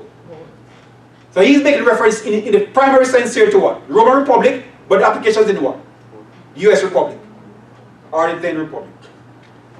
And argues that the people of Rome chose to let their democracy die by not protecting their political institutions, eventually turning to the perceived stability of an emperor instead of facing the continued violence of an unstable and degraded republic. This country is going through a social civil war right now. Amen. Yeah, we are. Total divisive country right now. And we are seeing growing wealth inequality. Tax break. I mean, amazing. $5 trillion tax break. Who have gotten most of it? The wealthy. The divide is even wider. Have you ever seen partisan gridlock like that before? When the last time the Congress really passed a proper law that benefited the people? Gridlock. Political violence and pandering politicians. Have you ever seen that before? Over 20 candidates on the Democratic side. And Constantine singly, the friend of Christianity on the other side. Oh, that's going to be an interesting battle, isn't it? Rome chose to let their democracy die by not protecting their political institution, eventually turning to the perceived stability of an emperor instead of facing the continued violence of an unstable and degraded republic. Political messaging during the 2018 midterm election hinged on many of these exact topics. So, here it becomes interesting now. Go on to the next year now. Go on to the year 2018. So we saw that Obama, and we saw that President Bush started the race. An initiative, a faith-based initiative, get the churches incorporated. Obama took the baton and run. Let's establish an office now. Give it more power and prestige. Then Trump says, let me carry it home now. President Donald Trump announced Thursday, May 3rd, 2018, a new initiative that aims to give faith-based groups a stronger voice throughout the federal government and provide recommendations on administration policies. It is here. Don't doubt yourself. It is here. It is here, friends. He had power to give life unto the image of the beast. Let's go again.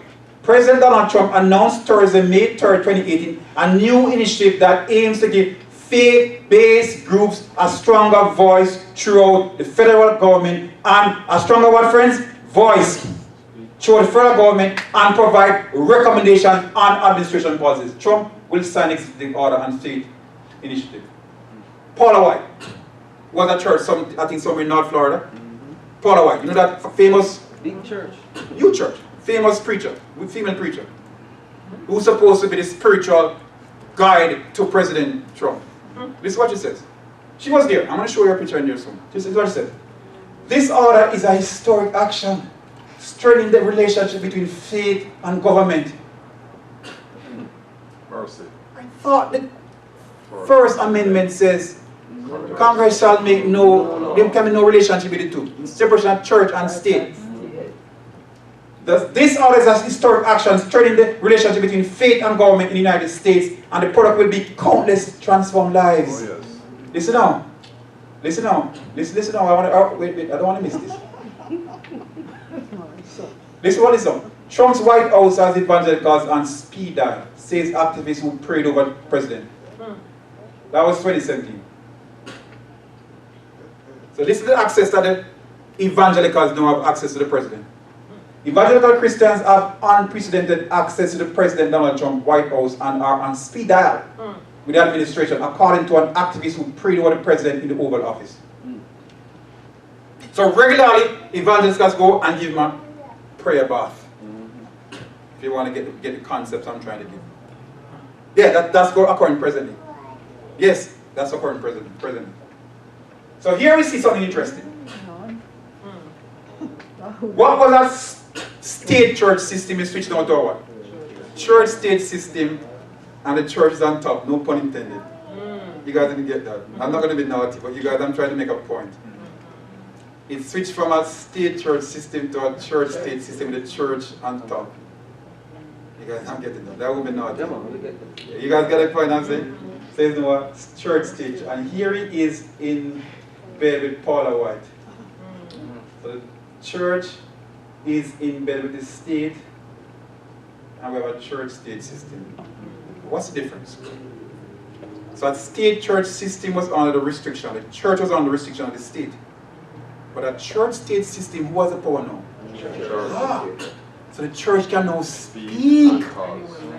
They won't speak on cause, yes, but speak to the issues of legislation through the president and enforce them through causing. You see that, friends? Now, dark money can probably, I wouldn't be surprised by the next election, dark money can start going from the churches to the politicians.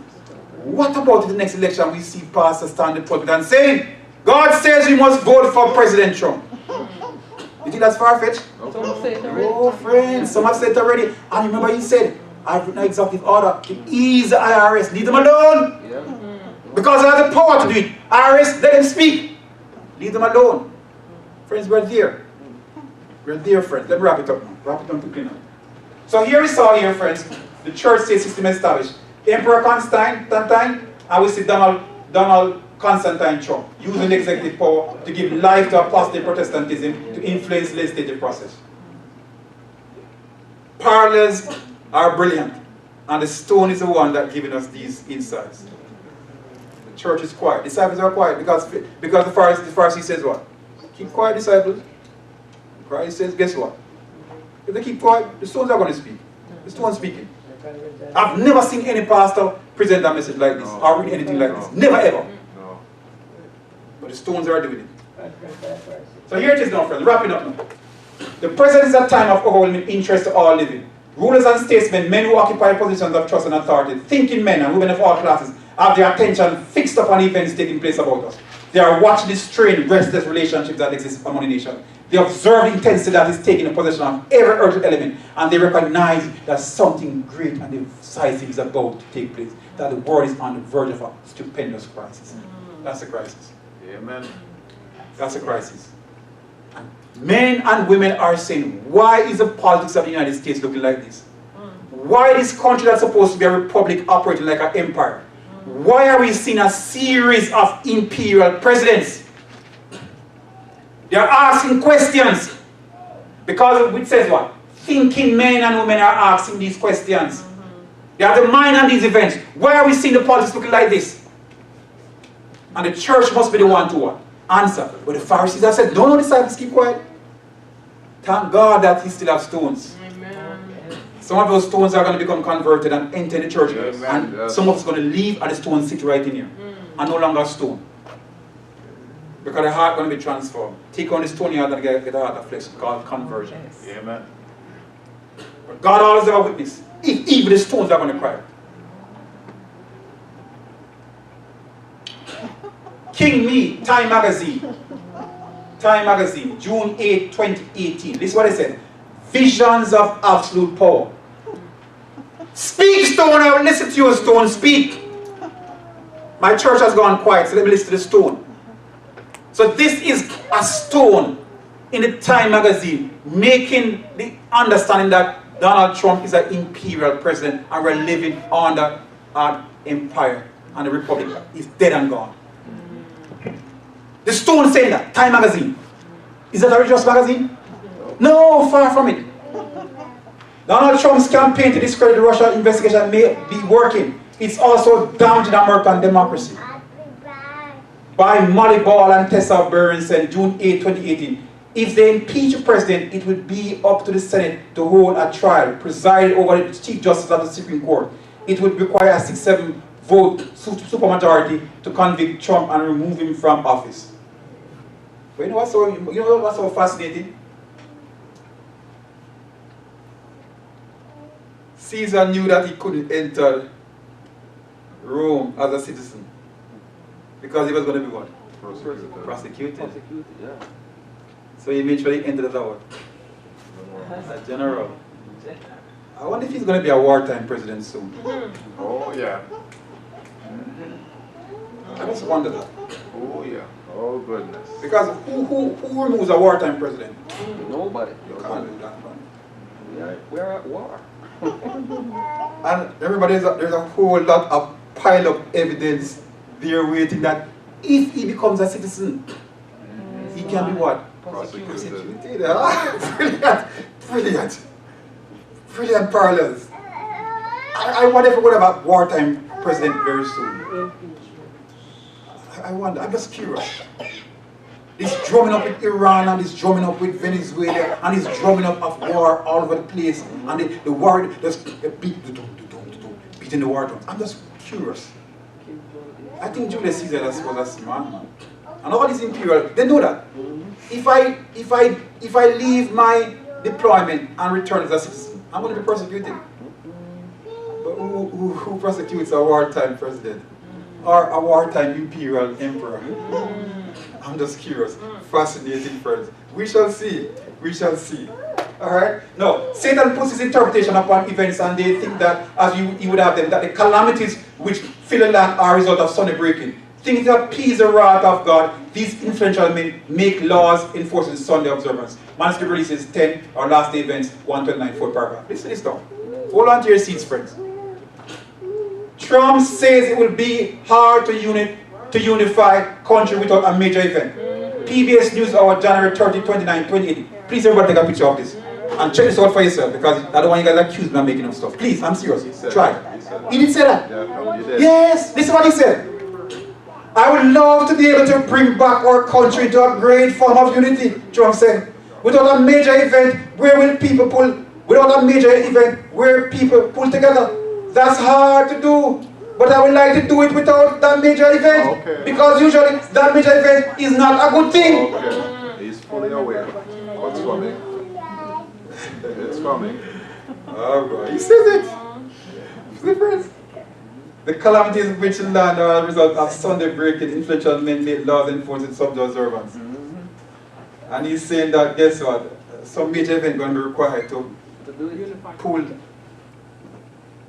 Democrats and Republicans who are so far apart, and you want to use these evangelicals as a binding agent between the two, so you have to bring a religious matter. You get that, friends? His strongest supporters is still the religious majority. Yeah. So if you're going to bring Republicans and Democrats together, they have to be the binding agent. So the issue will have to be an issue of what? Something regarding religion.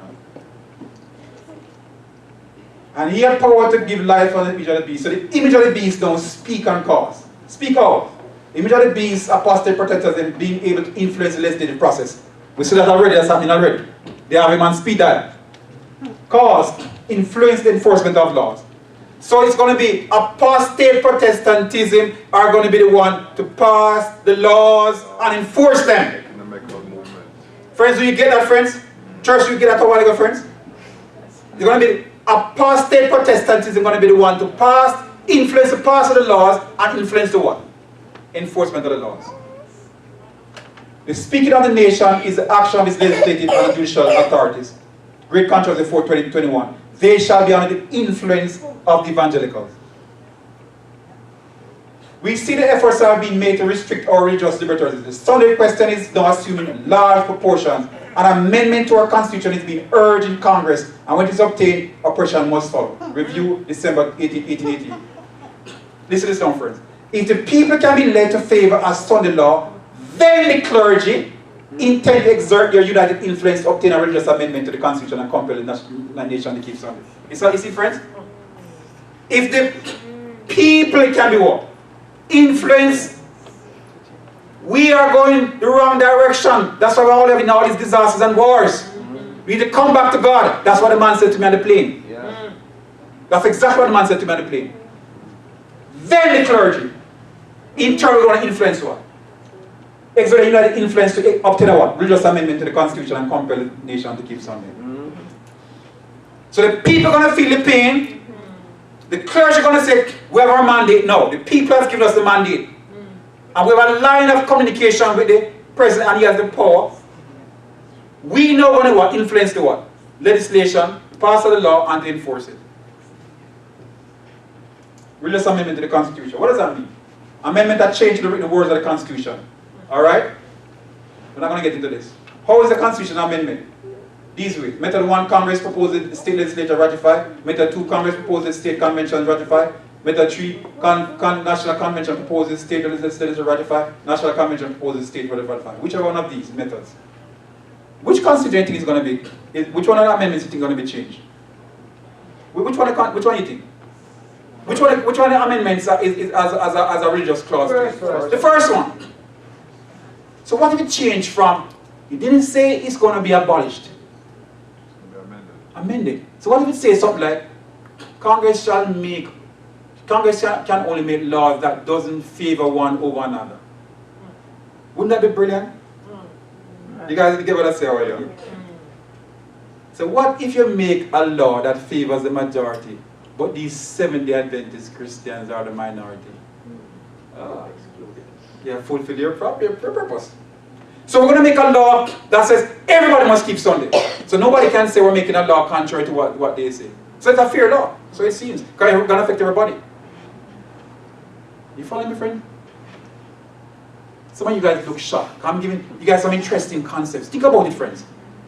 Not an amendment, not a get rid of the law. But a what? Amendment. So if you have a law that's supposedly supposed to affect everybody, what if I make a law and says, everybody must eat meat? Can anybody come and say, I'm being unfair to them? Not really. Because I'm not saying, I'm basically saying that's true for everybody. But what if I don't eat meat? Then it becomes a problem. Are you seeing the concept, friends? So it's not an amendment to change, to say, let's get rid of the first amendment. No, it's to what? Amend it, to modify it. Think about that. So there's so much more thought to that one, but I don't have the time to break it down some more. I still have some face looking a little bit uncertain. But it's going to be an amendment, friends. It won't be a cheat. It won't be a get rid of. The First Amendment says Congress must make no law respecting a religion. No law. But what if you make a law that's supposed to affect everybody? And you have a few minorities, who are the fringe elements. The terrorists. The enemy combatants. Oh, you guys just got it a while ago. You guys just got it a while ago. You guys just got it a while ago. So, where are we? Is it possible for us to have a religious amendment to our Constitution? Yes, look at the Supreme Court. We have 1 Catholic, 2 Catholic, 3 Catholic, 4 Catholic, 5 Catholic, and an Episcopalian who was raised as a Catholic. And the rest are Jews. So out of 9, we have a majority being Catholic. So the issue recently about this man, Brett Kavanaugh, wasn't about whether or not he was molesting young women. That was rubbish. The issue was that the man is a Catholic. And we missed the point. We arguing about, oh, I love to drink beer. Rubbish, rubbish, rubbish. That wasn't about drinking beer. The issue was they had to get the man on why? Because the man's a what? A Catholic. So they wanted to solidify the majority, friends. That was the real issue. Issue was not whether the man would drink beer or not or molest women. That wasn't the issue, friends. Why they fought and pushed for him was for what? 1, 2, 3, 4, 5. Call him a 6th one. He was a 6th quote-unquote Catholic on the Supreme Court of 9. That was the issue. And we're talking all this rubbish and missing the point. Because we're not looking through the lens of prophecy. We're looking through natural eyes. And the stones are even having clearer vision than we have. So, when our nation shall abjure the principles of its government to enact a Sunday law.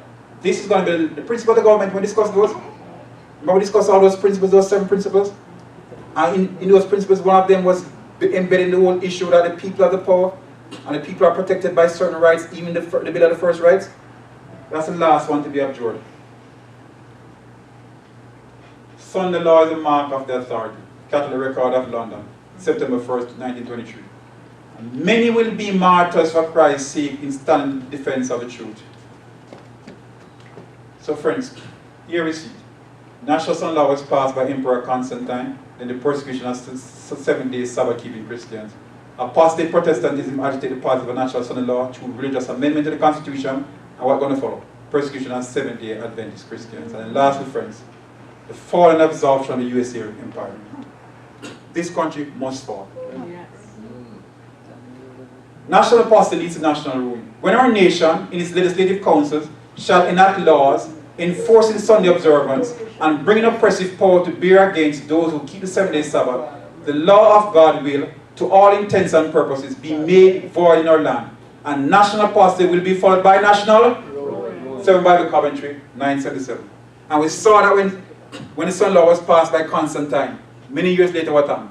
The Roman Republic, the Roman Empire, what? Fell. And was absorbed into what? 10 nations that rose. So here it is, friends. The fall of the US Empire. Absorption of the US Empire as part of the North American Union, one of the 10 kingdoms of the New World Order, the political beast in Revelation 17. And then, as we saw, as the Roman Empire fell, who rose up? The papacy. The papacy, the religious war, rise to absolute power. The parallels are precise. 476 AD, we're talking about Rome now, commences the fall of the Roman Empire. Revelation 8 and 9 give us a long discourse on that. Roman Empire absorbed into the 10 kingdoms of Daniel 7:7. The papacy rose to absolute power. So the papacy rose up as a little horn amongst these 10 and plucked up what? 3 horns in the process. The L.I.G.H.T, the Vandals, and the Ostrogoths. When the United States Empire, which we are in now, falls, the papacy is going to rise. And she's going to be the political war that rises the religious. She's going to be the religious war that rises the political beast in Revelation chapter 17. And that's what we're going to study next week. We're going to study next week, friends, what this world is going to look like when this US empire fully falls and this religious war gets on the political beast in Revelation chapter 17 as a new world order is established. So I don't have time to review the comparison. Here's a comparison. We did it before. Rise of the Republic, Roman Republic, rise of the US Republic. Tripartite government, tripartite government. War and terror, as was seen with Pompey getting immense power when there was his terrorist attack on the port of Ostia. Immense power started to be given to these presidents, becoming imperial presidents when September 11 occurred. And we saw with there that the passage of 2 important laws, the Military Commissions Act and the Patriot Act, which are similar to the Lex Gabinia and the Lex Manila. Then we saw the fall of the Republic. Julius Caesar marched across the Rubicon. Not supposed to do that, Julius Caesar. We see here President Trump establishing NORDCOM, and we see that the police force became militarized. In essence, crossing the Rubicon. So what we have for? We have a fall of the Republic here. And what rose up? As the time of the Roman system, we saw that what? The Roman Empire rose with Emperor Augustus as the first Roman emperor. And we have seen the US side a series of succession of imperial presidents. And then we see here the church-state union, where the Edict of Milan was passed, and the church were encouraged to what? Become incorporated. We see here both President Bush, President Trump, and President Bush, President Obama, and President Trump courting the evangelicals, invited them to be what? Incorporated, a church-state system, and then Trump says what? Let me do it now. I'm going to flip it to what? From a state church system to what? Church-state system. The national apostasy under Emperor Constantine with the passage of the Son Law resulted in what? The 7-day Sabbath-keeping Christian being persecuted, apostate Protestantism agitated the passage of a change in the Constitution, and what's going to be followed, the Sunday Law and the 7-day Adventist Christian being persecuted. Then the collapse of the empire with Rome commenced at 476 AD when the Roman Empire began to fall, and it was absorbed in the 10 kingdoms of Daniel 7:7, and the papacy rose to absolute power. The parallel is without question. Fall of the United States Empire, which we are in now, is going to be absorbed as one of the 10 world regions in the New World Order, as seen in Revelation chapter 17. And then we're going to see what? The religious war riding the political beast as the papacy rise against to ascendancy. Beautiful parallel. Friends, it remains to be seen whether or not this our republic will be admonished by their example and avoid their fate. There's no doubt, friends. We are Rome. Yes, we are Rome. Let's deal with it. We are Rome. We're going the same way. The train has left the station, it's not coming back. We're no longer in a republic, we're in an empire. And we're under imperial presidents who are getting more and more power. And this election coming up, I promise you, going to be like an election you have never seen in life before. And as I said to you before, do we ever move a wartime president? Let's see. Next Sabbath, we will be discussing the political peace in the morning, and in the evening we will be discussing the religious war. May God bless and keep us. We're going to pray.